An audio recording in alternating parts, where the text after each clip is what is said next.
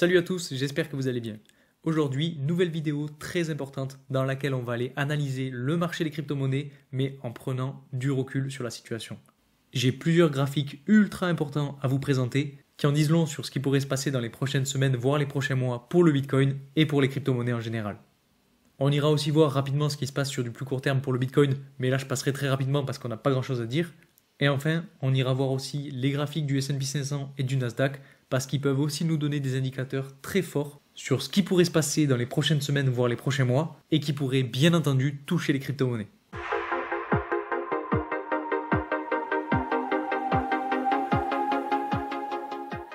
Rapidement, pour ceux qui ne me connaissent pas, je m'appelle Louis, je vous partage 2 fois par semaine mon analyse sur le marché des crypto-monnaies, donc si ce sujet et cette thématique vous plaît, n'hésitez pas à vous abonner.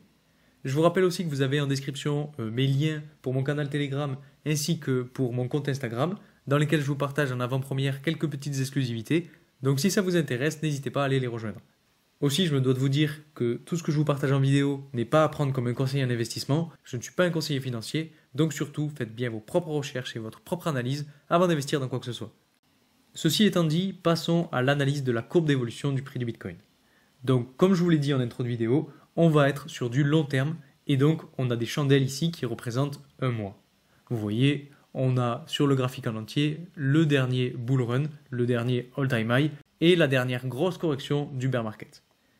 Donc on a une vision long terme sur ce qui est en train de se passer. Pour vous faire un petit récap, on a eu notre bear market du plus haut au plus bas qui nous a amené à faire un moins 77%. Et depuis, on va dire, le début de l'année 2023, on a eu une reprise haussière qui, cette fois-ci, nous a amené à faire une hausse jusqu'au plus haut de 220%. Donc c'est plutôt pas mal, on a quand même fait pas mal de chemin depuis ce point-là. Maintenant, ce qui nous intéresse, c'est qu'est-ce qui pourrait bien se passer pour la suite. Et bien en fait, je vais vous parler de quelque chose que je n'ai pas parlé depuis longtemps en vidéo, qui est tout simplement la théorie d'Elliott Wave. Pour faire simple, en gros, cette théorie montre un marché haussier en 5 phases ou en 5 vagues. Vous voyez, on a une première vague juste ici, une deuxième vague ici, une troisième vague ici, une quatrième vague ici et une cinquième vague ici. Donc on a un marché haussier qui se découpe en 5 vagues.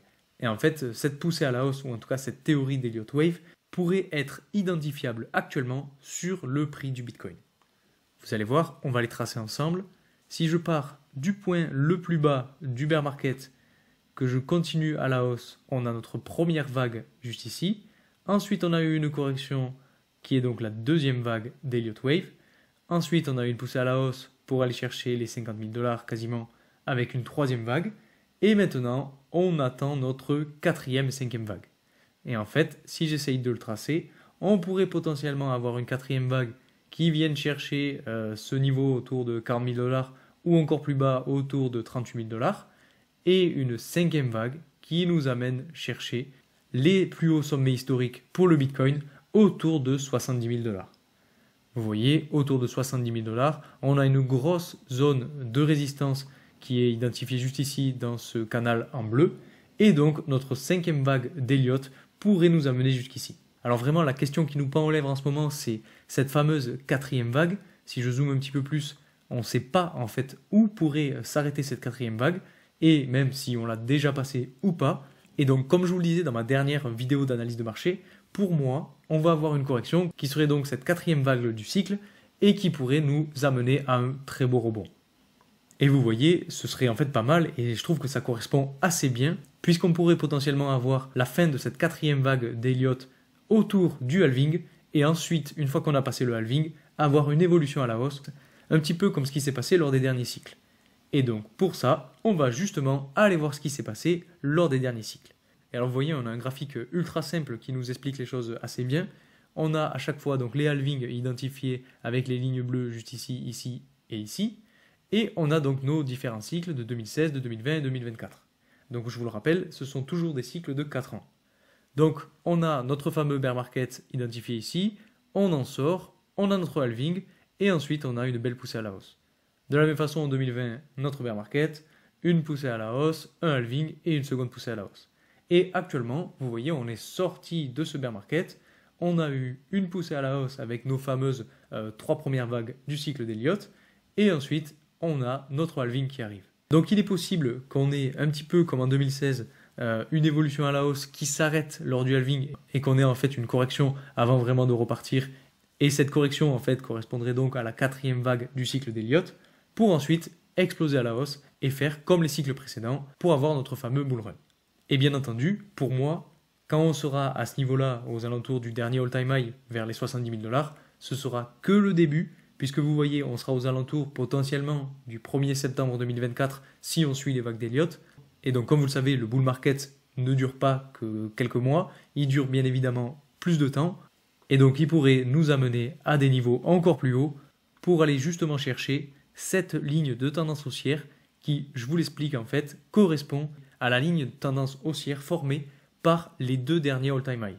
Vous voyez, on a eu un all-time high en 2017 juste ici, ensuite on a eu le second all-time high en 2021 juste ici, ça nous crée une ligne de tendance haussière qui pourrait être donc notre objectif pour le futur bull run. Donc quand on arrivera à la 5e vague d'Elliott, on sera pour moi seulement au début de la montée.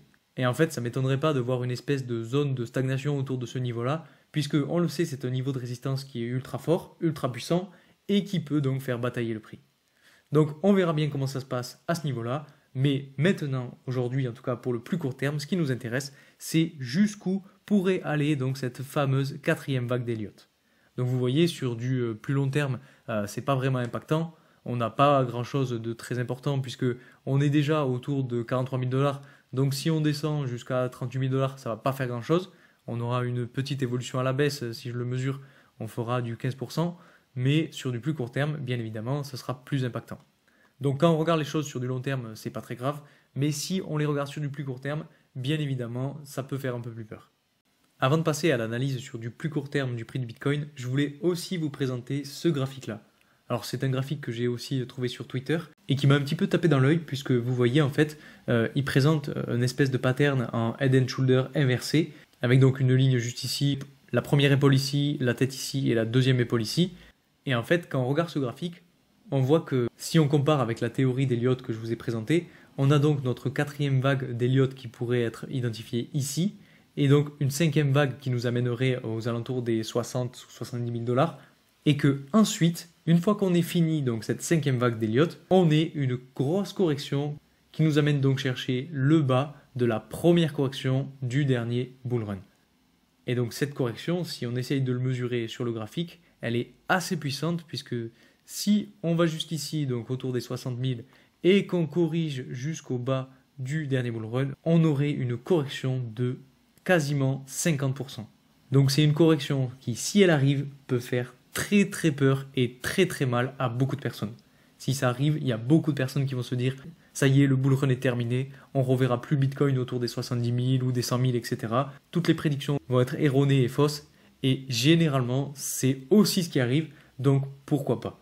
En plus, si on regarde du côté de la théorie d'Elliott Wave, une fois qu'on a eu cette 5e vague, on a de la correction qui suit, donc il se pourrait tout aussi bien que une fois qu'on soit arrivé à ce niveau-là, donc autour de 60 000 $, on ait de la correction ensuite. Donc c'est une théorie qui se défend tout à fait, mais bon, pour l'instant, on n'en est pas encore là. Maintenant, si on regarde les choses sur du plus court terme, il y a quelque chose qu'il faut savoir et qui est très important, c'est que la crise des banques régionales américaines n'est pas finie. Je ne sais pas si vous vous souvenez, mais en 2023, on a eu une crise des banques régionales américaines qui a été très forte, puisqu'il y a plusieurs banques qui ont déposé le bilan. Certaines ont été rachetées, mais d'autres n'ont pas survécu. Et en fait, pour essayer de survivre, certaines ont profité des aides de l'État. Je ne sais pas si vous vous souvenez, mais l'État américain a mis en place toute une stratégie pour essayer d'aider justement ces petites banques, en tout cas ces petites ou moyennes banques. Et ce qu'il faut regarder en fait, c'est que ces aides étaient prévues pour à peu près 1 an, et donc qu'elles vont s'arrêter, en tout cas qu'elles vont prendre fin le 11 mars 2024. Le plan qui a été mis en place par l'État a réussi à leur faire sortir la tête de l'eau un certain temps, mais en fait cette solution n'est pas pérenne. Et donc en ce moment les banques régionales américaines sont un petit peu en train de se demander comment elles vont faire après le 11 mars, et donc potentiellement que l'État américain va mettre en place de nouvelles mesures pour les aider à sortir la tête de l'eau, puisque bon, ils les ont sauvés une première fois, je vois pas pourquoi ils les sauveraient pas une seconde fois. Dans tous les cas, en ce moment, il y a beaucoup d'incertitudes autour de ça, et en plus de ça, on voit et on entend certaines nouvelles qui disent que potentiellement les taux d'intérêt pourraient être revus à la baisse. Alors par rapport à ça, la Fed est plus ou moins réservée, on va dire, mais il y a certaines personnes qui laissent entendre qu'on pourrait avoir justement des taux d'intérêt qui baissent. Et donc si on a des taux d'intérêt qui baissent, ça pourrait donc aider d'un certain point les banques régionales américaines. Donc il se pourrait qu'en mars, on ait justement cette réduction des taux d'intérêt. Dans tous les cas, si on a un petit peu une continuité de ce qui s'est passé l'année dernière, on a vu que quand les banques étaient un petit peu en crise, ça a profité en fait aux actifs à risque et donc aux crypto-monnaies. Et en plus, quand on regarde sur le S&P 500 ou le Nasdaq, on voit qu'ils ont tous les deux cassé leur plus haut historique et qui sont, en tout cas sur des chandelles hebdomadaires, en train d'exploser à la hausse pour aller chercher de nouveaux sommets. Alors, bien entendu, ça ne m'étonnerait pas de voir un retracement pour venir retester le dernier all-time high et encore repartir à la hausse. Donc il faudrait là aussi potentiellement s'attendre à de la correction. Mais honnêtement, c'est plus long sur ce type de marché, donc je ne sais pas du tout quand est-ce que ça pourrait arriver. On pourrait tout aussi bien continuer d'évoluer à la hausse pendant un long moment avant de retrouver de la correction. Et donc si les marchés traditionnels montent en flèche, alors ça pourrait aussi profiter aux crypto-monnaies. Et enfin, si on regarde le Bitcoin, en tout cas l'évolution du prix du Bitcoin sur un intervalle de 4 heures, donc sur du plus court terme, là, comme je vous le disais, on n'a pas grand-chose à dire. On est toujours sur de la latéralisation. Vous voyez, ça fait plusieurs jours qu'on est en train de latéraliser. On est toujours dans ce canal entre ce niveau de support et ce niveau de résistance. Donc pour l'instant, il n'y a vraiment pas grand-chose à dire de plus. Si ce n'est potentiellement qu'on pourrait avoir une nouvelle ligne de résistance autour de 43 500 $, qui pourrait créer en fait un nouveau palier, et qu'une fois qu'on l'aurait franchi, alors on pourrait se diriger vers les 44 000 $. Mais bon, en tout cas, sur du plus court terme, c'est pas ultra intéressant. À mon avis, en fait, tant qu'on ne dépasse pas justement ce niveau de résistance des 44 400 $, il n'y a pas vraiment d'affolement à avoir. Et puis, de la même façon, dans l'autre sens, tant qu'on ne dépasse pas le niveau de support des 40 000 $, c'est pareil, il n'y a pas d'inquiétude à avoir. Donc vous le voyez, pour le plus long terme, je suis ultra optimiste. Je pense qu'on pourrait avoir ce scénario avec les fameuses 5 vagues d'Elliott jusqu'à arriver au dernier all-time high et donc passer un halving assez tranquille et assez proprement. Bien entendu, ce n'est que mon avis et c'est uniquement de la spéculation, donc surtout faites-vous votre propre avis là-dessus. Moi de mon côté, je vais continuer à vous tenir au courant de l'évolution du marché, des crypto-monnaies, mais aussi des marchés traditionnels. Donc si ces sujets vous plaisent, surtout n'oubliez pas de vous abonner. N'oubliez pas aussi de mettre un maximum de likes sur la vidéo si ce type de contenu vous plaît. Encore une fois, si vous voulez rejoindre mon canal Telegram ou mon compte Instagram, les liens sont en description. Je vous remercie encore pour votre soutien et je vous dis à très vite pour une nouvelle vidéo. Salut!